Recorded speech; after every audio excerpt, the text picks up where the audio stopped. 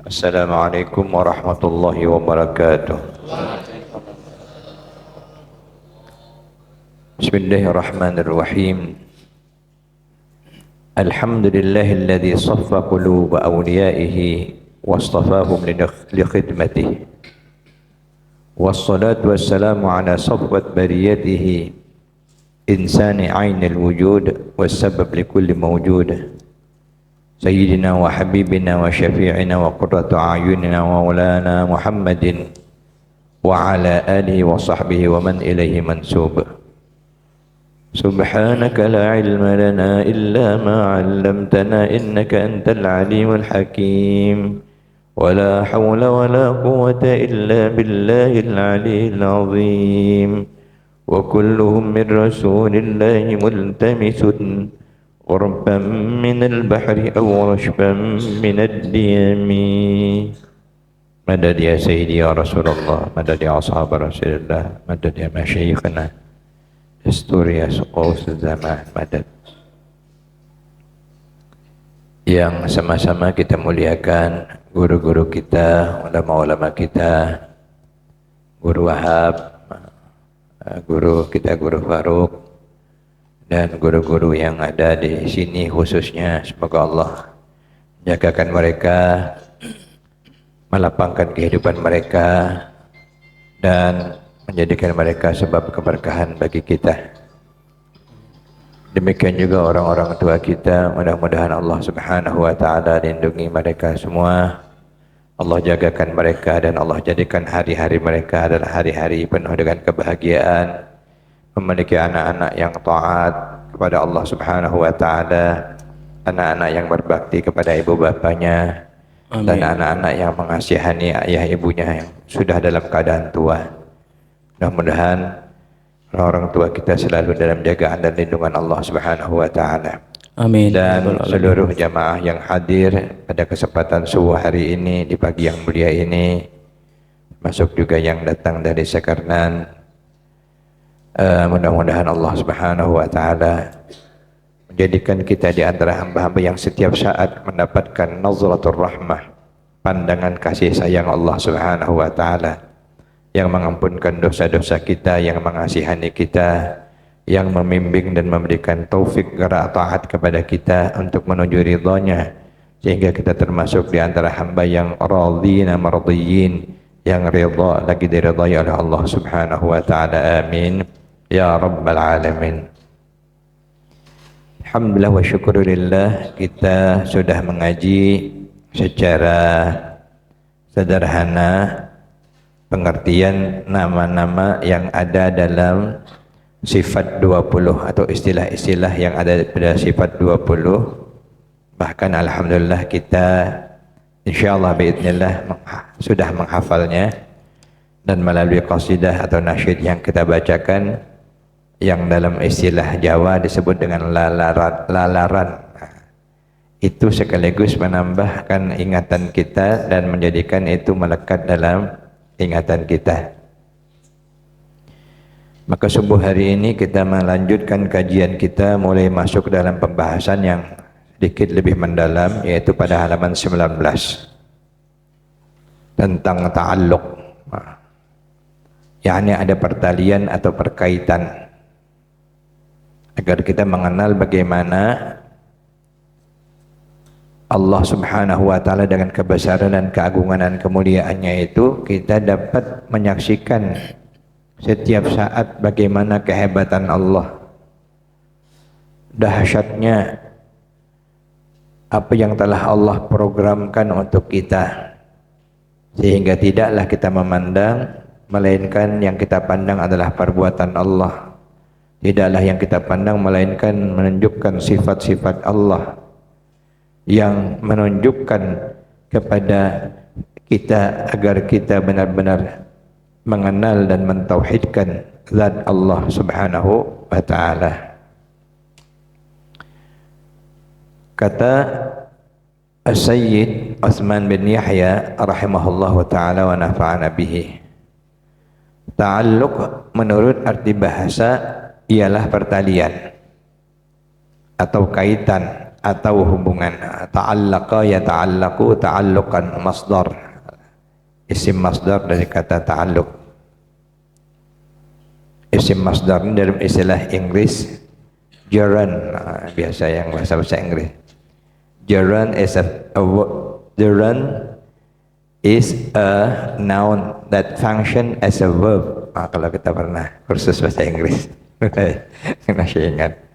Subhan. Sedangkan pengertian ta'alluq ialah bahwa suatu sifat itu menuntut perbuatan yang bertambah dari berdirinya sifat kepada zat.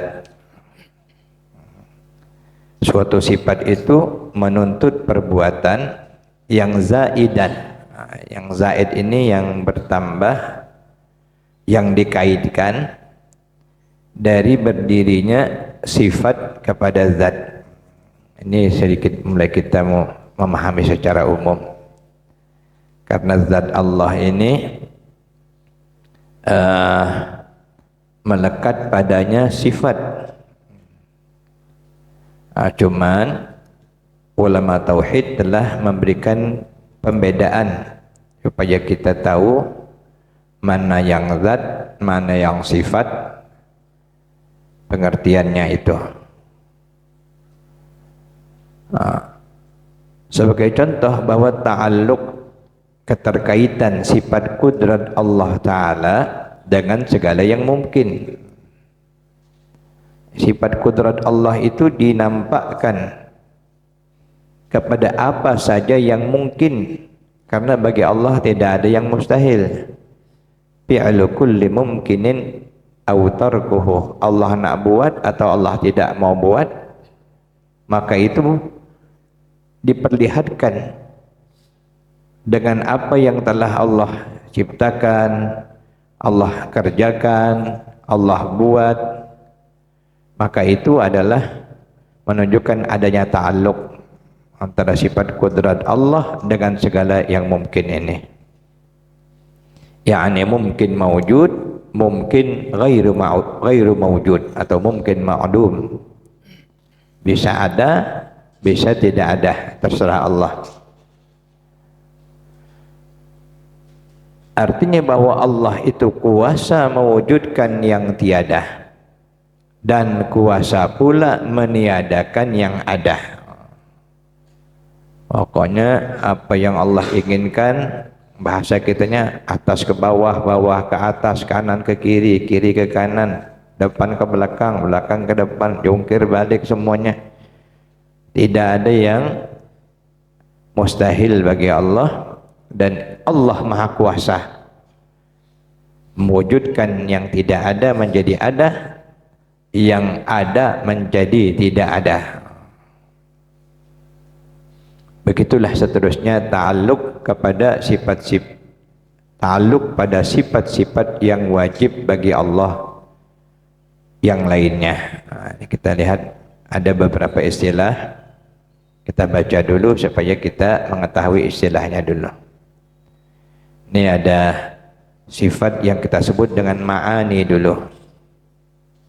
Qudrat, iradat, sama, basar, ilmu, kalam.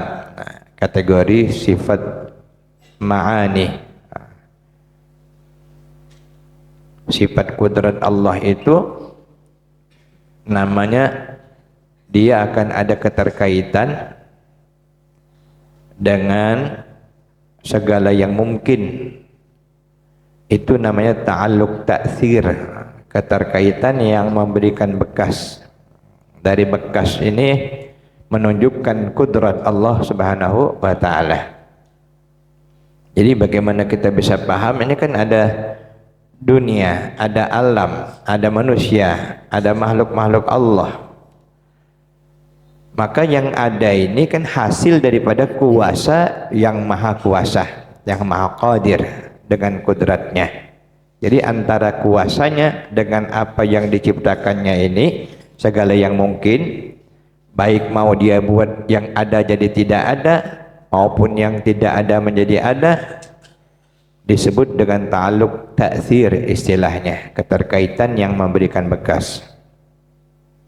Jadi yang segala yang mungkin mawjud, mungkin ghairu mawjud, bisa ada, bisa tidak ada. Mungkin ma'dum, artinya tidak ada ma'dum tuh. Jadi jangan namakan anak ma'dum ya. Arti ma'dum itu tak ada artinya. Siapa nama anak ma'dum?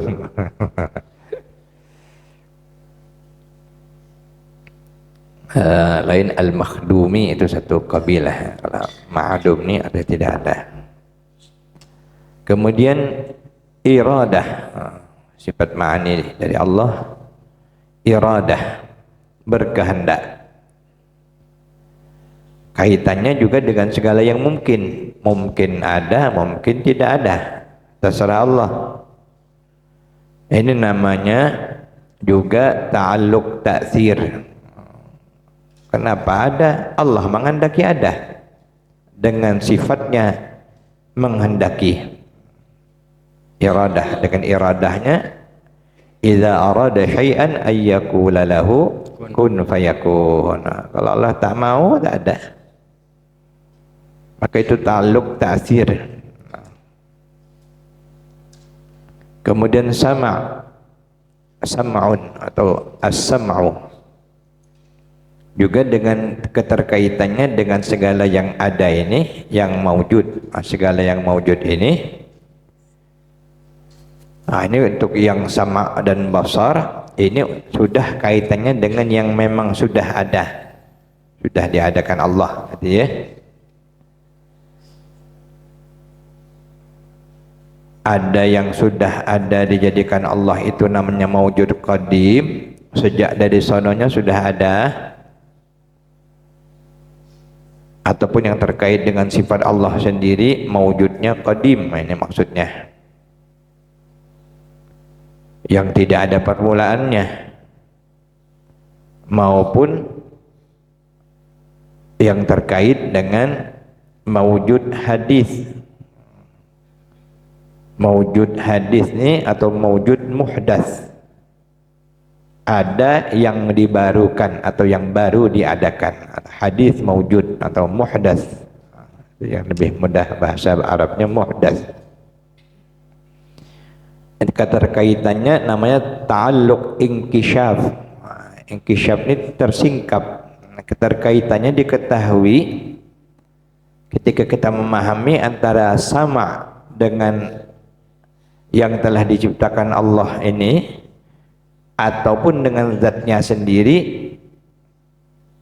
Maka ada dua maujud secara qadim, ada semenjak azali tanpa permulaan, ataupun hamba-hambanya, makhluk-makhluknya, itu namanya maujud muhdas atau maujud hadis. Ada tapi baru karena diadakan oleh Allah Subhanahu wa taala. Jadi ada istilah ta'alluq ta'thir yang pertama tadi untuk sifat qudrat dan iradah. Adapun untuk sifat selain qudrat dan iradat ini nanti ada dua lagi, ta'alluq inkishaf dengan ta'alluq dalalah. Ta'alluq inkishaf ini secara sederhana maknanya tadi adalah keterkaitan yang tersingkap, yang diketahui bahwa sifat sama, sifat basar, maha mendengarnya Allah, melihatnya Allah itu kepada segala yang maujud ini. Ada yang maujud qadim keterkaitannya, ada yang maujud hadis. Nah, diketahui dengan ta'alluq inkishaf, keterkaitan yang tersingkap. Begitu juga sifat ilmu dan sifat kalam yang terkait dengan segala yang wajib. Jadi ada yang terkait dengan segala yang mungkin, qadar iradat, terkait dengan segala maujud, sama dan basar. Macam sama dan basar, Allah kan mendengar daripada makhluk yang diadakannya yang baharu. Maka mendengarnya Allah dengan makhluknya yang telah diciptakannya ini, keterkaitannya itu ta'alluq inkisyaf, karena Allah maha mendengar bahkan yang ada di lintasan hati makhluknya. Allah maha tahu. Begitu juga basar, Allah maha melihat Allah subhanahu wa ta'ala dengan apapun yang dilakukan oleh makhluknya. Tidak ada yang tersembunyi walaupun sebiji sebutir atom sekalipun. Ini ta'alluq inkisyaf namanya, singkap. Adapun sifat ilmu dan kalam ini terkait dengan segala wajib, segala mustahil, dan segala yang jaiz secara akal. Maka ini adalah sifat Allah ilmu, sifat kalam. Nama keterkaitannya adalah, kalau ilmu ta'alluq inkisyaf namanya, kalau kalam ta'alluq dalalah. Al-Quranul Karim adalah bukti bahwa Allah itu bersifat kalam, dan dia telah berkata-kata kepada Nabi Musa alaihissalam secara langsung. Demikian juga kepada Nabi kita sallallahu alaihi wasallam, sebagaimana yang telah disepakati oleh banyak ulama tafsir terkait ayat dalam surat An-Najm, ya. Thumma dana fatadalla fakana qaba qausaini aw adna fa'auha ila 'abdihi ma auha. Itu langsung Allah Subhanahu wa taala bertitah kepada Nabi Muhammad sallallahu alaihi wa alihi wa sahbihi wasallam tasliman katsira. Jadi ilmu kalam terkait dengan segala yang wajib, dengan segala yang mustahil, dengan segala yang jaiz bagi Allah Subhanahu wa taala. Ataupun juga yang dikaitkan dengan hukum akal kita, secara akal wajib adanya, mustahil tiadanya, boleh ada, boleh tidak ada. Ini pelan-pelan, tidak bisa langsung paham. Kita harus resapi dulu, karena kaji tauhid ini kita membacanya secara global, secara sederhana, karena yang dituntut kepada kita ini bukan mufassal, orang umum ini ya, mujmal. Jadi kita tidak dituntut untuk detil, tahu perbandingan, tahu yang rumit, tahu persoalan, perbedaan, khilafiyah, tidak. Hanya dituntut kita untuk mengetahui yang mengajak kita atau yang mengenalkan kita, yang membuat kita mentauhidkan Allah Subhanahu wa taala, supaya kita tahu inilah Tuhan kita, inilah yang kita sembah, inilah yang kita tuju, tidak ada yang lain, hanya ini.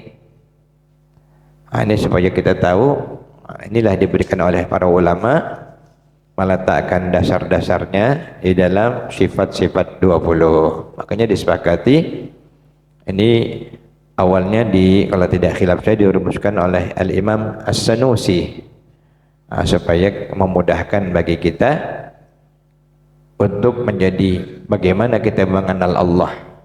Karena mengenal Allah ini dasar agama. Kata Imam Ali, awwaluddin ma'rifatullah. Pangkal agama mengenal Allah. Puncaknya pun mengenal Allah. Makanya asyhadu an la ilaha illallah. Puncaknya itu kita betul-betul menyaksikan bahwa tidak ada Tuhan kecuali Allah. Dari awal sampai akhir itu. Cuman kan kita dari awal ini kita bersaksi namanya. Makanya tujuan hidup kita ini pada dasarnya mentauhidkan Allah. Makanya siapa yang meninggal, man kana akhiru kalamihi la ilaha illallah dakhalal jannah. Siapa orang yang akhir hayatnya mengucapkan, mengikrarkan la ilaha illallah, niscaya dia masuk surga. Itu sebenarnya bukan makna ucapan saja, tetapi keyakinan puncak tidak ada Tuhan melainkan hanya Allah Subhanahu wa taala. Ini filosofis azan tuh, Makanya kita lahir diazankan, kita meninggal dunia diazankan. Karena kita ini dari awal diadakan dengan kebesaran Allah Subhanahu wa taala, dan kita menyaksikan Allah lah Tuhan kita, Nabi lah Nabi kita, dan salat ini menjadi hubungan kita dengan Allah, mendapat kemenangan. Tujuan akhir la ilaha illallah, tidak ada Tuhan melainkan Allah. Makanya tak lepas sebenarnya ilmu tasawuf itu adalah penajaman tauhid. Makanya kita tidak bisa kalau tidak ngaji tasawuf. Kalau cuma ngaji ini ngaji teori namanya, karena ilmu tauhid itu dibina atas nazar, atas rasio. Makanya kita ada dua dasarnya, hukum naqli dengan hukum akli. Hukum naqli dari Quran dan Sunnah. Hukum akli, akal kita perankan. Makanya ada hukum secara akal namanya wajib, hukum secara akal namanya mustahil, hukum secara akal namanya jaiz. Macam mana pula kita nak mewajibkan Allah punya sifat? Itu kan maksudnya yang namanya Tuhan secara akal wajib punya sifat-sifat nih. Kalau tidak punya sifat nih berarti bukan Tuhan. Makanya dirumuskan 20 sifat yang wajib bagi Allah Subhanahu wa taala. Masuk kita kepada pembagian sifat-sifat Allah. Nah, ini dikit lagi nih ya. Insyaallah dalam berapa kali pertemuan kita insyaallah tamat. Pengurus masjid, khususnya Pak Ketua kita Profesor Dr. Haji Kasbul Anwar Us, menginginkan kita nanti menyambung ke kajian kitab Al-Adhkar An-Nawawiyah, supaya masuk kita ke kajian hadis tentang zikir-zikir, amalan-amalan, dan bagaimana kita dapat mengikuti Rasulullah SAW dalam kedekatannya kepada Allah Subhanahu wa taala, termasuk adab-adab yang diajarkan Rasulullah terhimpun dalam kitab Al-Adhkar ini. Diharapkan kita adalah kitab ini ya, supaya kita istilahnya ngaji berkitab, ngaji di atas kitab. Boleh hubungi Pak Rojikin atau pengurus masjid kita. Dalam kata-kata ulama, termasuk wasiat datuk saya, kita sebut juga rahimahullah ta'ala Syekh Abdul Wahab, karena mengikuti guru-gurunya. Kitab Azkar nih yang kalau ini memang enggak mahal lah ya, karena sudah terjemahkan, enak kita tinggal baca. Tapi kalau kitab Azkar yang Arab itu cuman sekitar 30.000 cuman. Kata datuk saya dalam wasiatnya itu, bi'id-dar ishtaril azkar. Kalau tak sanggup beli kitab azkar nih, jual rumah. Padahal harga 30.000 cuman. Saking pentingnya kitab azkar nih. Bi'id-dar ishtaril azkar. Begitu juga ngaji tasawuf. Kitab rujukan umum ulama kita Ihya Ulumuddin, disebutkan oleh para ulama, man laisa lahul ihya falaisa lahul haya. Siapa yang tak mau ngaji ihya, maka orang itu tak punya malu kepada Allah Subhanahu wa taala, karena isinya menghaluskan adab kita untuk berakhlak dengan akhlakul karimah yang diajarkan Nabi kita, yang disukai oleh Allah Subhanahu wa taala. Pada hakikatnya tak lepas semuanya itu juga ujung-ujungnya mentauhidkan Allah. Semenjak dari Adam sampai Nabi kita Muhammad SAW, misi utama adalah tauhidullah, mentauhidkan Allah Subhanahu wa taala. Pembagian sifat-sifat Allah secara ijmal, secara global, sifat-sifat yang wajib bagi Allah itu terbagi menjadi 4 bagian. Sudah kita sampaikan sebenarnya. Kita ingin tahu lebih banyak tentang istilah-istilahnya. Istilah-istilah ini menjadi huruf para ulama agar kita juga mengetahuinya sehingga lebih memahaminya. Yang pertama sifat nafsiyah namanya, kategori sifat nafsiyah. Jadi sifat Allah itu khususnya sifat yang wajib yang 20 itu ada 4 kategori. Pertama kategori sifat nafsiyah, yaitu suatu hal yang wajib bagi zat Allah Ta'ala, yakni bersifat dengan sifat wujud, ada. Ini kita ketahui secara akal, secara rasio ini sebenarnya. Ini kan tidak ada. Makanya kata Kiai Haji Agil Sirat, silahkan cari di Quran atau di hadis yang bunyinya Allah bersifat wujud. Tidak ada macam begitu bunyinya. Ini seluruh isi Al-Quran itu sendiri menunjukkan Allah itu ada. Firman Allah, ada firmannya, ada kalamnya, tentu ada zatnya. Ada ta'aluk dan namanya ya. Kita pun belum tahu tuh ta'aluk apa namanya tadi. Ta'aluk dalalah namanya, itu istilah aja ya, keterkaitan yang ditunjukkan supaya kita mengenal Allah Subhanahu wa Ta'ala. Sifat nafsiyah ini sifat yang wajib bagi zat Allah, itu dia wajib bersifat ada karena langsung detail kepada zatnya. Makanya dalam amalan ulama sufi ada satu zikir yang banyak juga orang yang masih ragu, yaitu zikir yang langsung merujuk kepada zatnya. Kalau pada namanya ismu zat, namanya zikir Allah. Tapi kalau yang langsung merujuk kepada zatnya, yang tidak ada yang mengetahui kecuali hanya dia, hanya dirinya, disebut dengan zikir az-zatil baht, zikir zat semata-mata, yaitu huwa,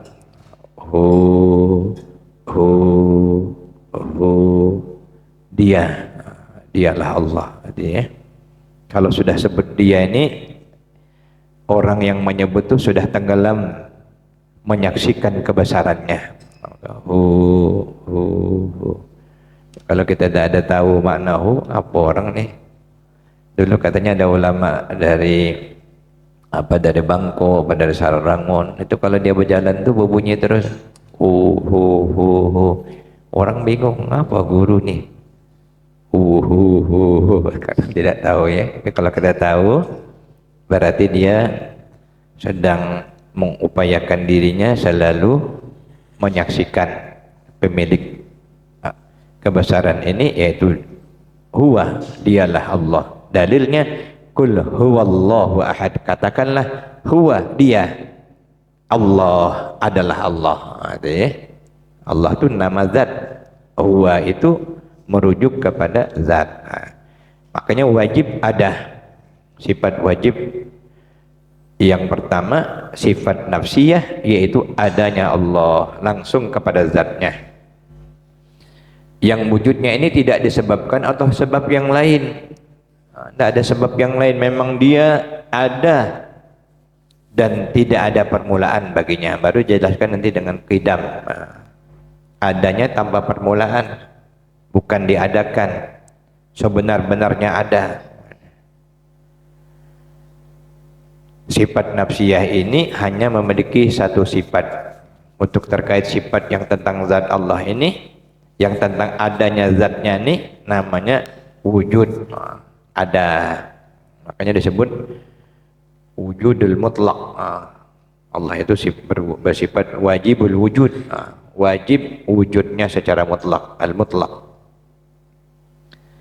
Kemudian istilah kategori yang kedua sifat salbiyah, dari kata bahasa Arab salaba yaslubu, yang artinya menafikan, ya, yakni suatu sifat yang menafikan semua sifat yang tidak layak bagi Allah.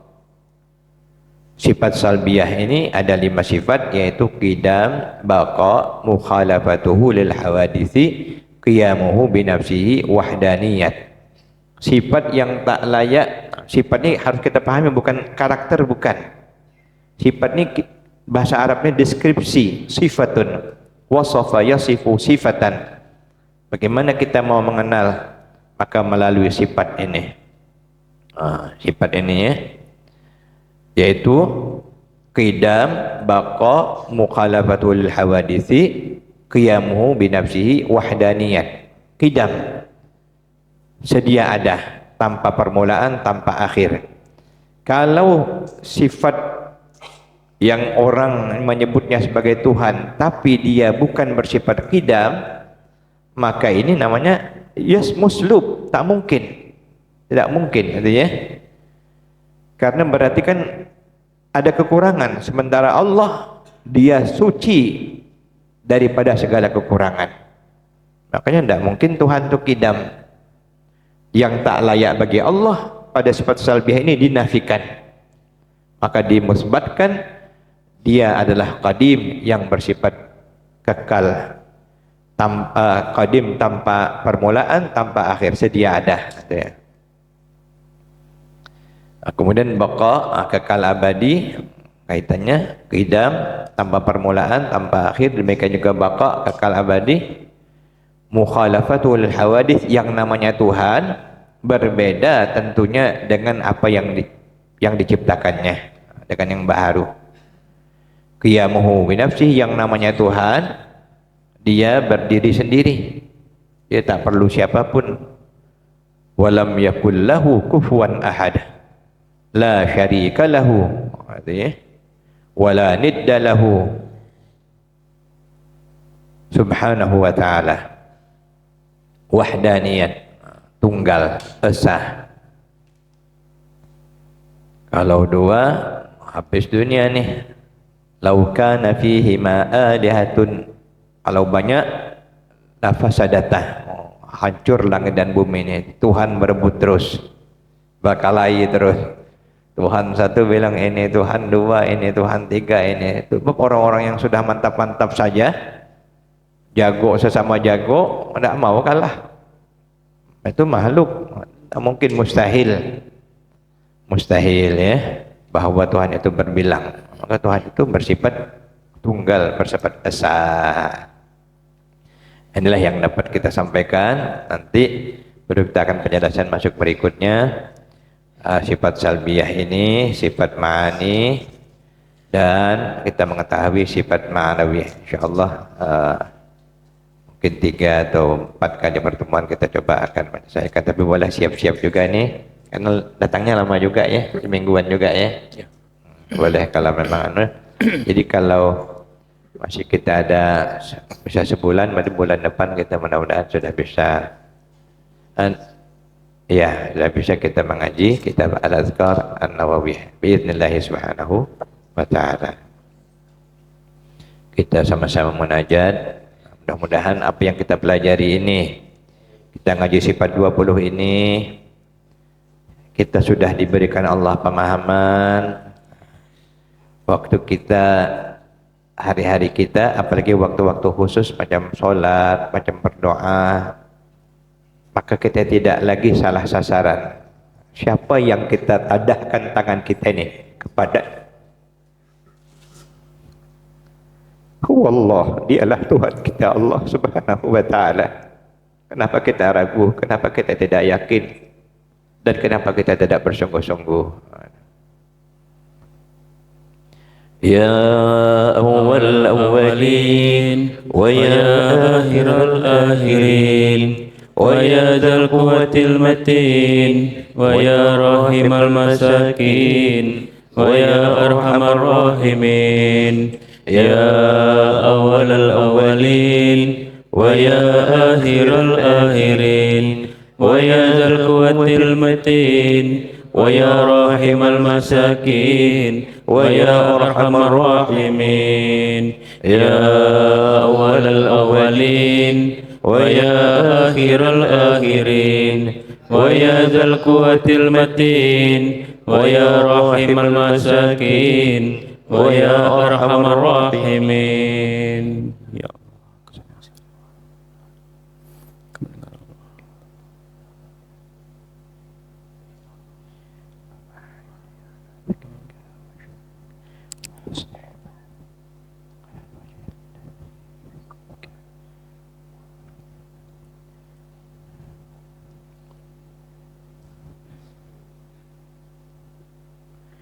نصر من الله وفتح قريب والله خير حافظا وهو أرحم الراحمين وصلى الله على سيدنا محمد وعلى آله وصحبه وسلم والحمد لله رب العالمين.